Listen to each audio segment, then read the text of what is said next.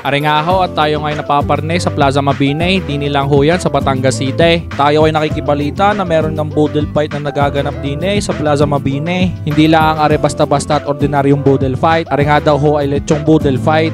Pagpasok mo nga ay sasalubungin ka na ng dagat ng tao.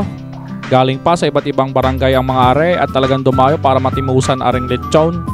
Ari ho ay paraan ng opisyalis ng Batangas City para hikayatin ang mga Batanggenyo din sa ating lungsod na ligtas ang pagkain ng karneng baboy.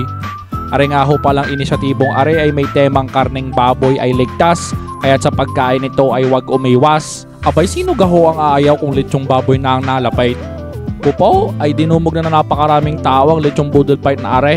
Ilang lechon ho kaya are sa tingin ninyo? Abot ho ang pila hanggang labas ng Plaza Mabini kahit medyo mainit na ang panahon. Bata at matanda yan din para makatimos ng lechon. Are nga at kahit hindi pa bukas ang lechon ay may mga nakatanod na. Shoutout ho sa iyo at sa iyong mga kasamahan mo. Masarap daw ho at approve ang lechon na inihain ng Batangas City.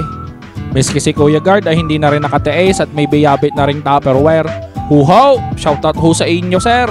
Garineho sadya kapag handaan din sa Batangas. Dinadayo at lahat ay naka-umays lalo. Mag-i-interview pa din ho sana kaso biglang nahiya si ate at ako'y tinalikaw. Tatanong ko lamang naman ho sana kung masarap ka ang lechon.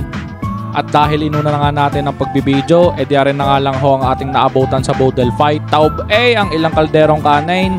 Tawarin!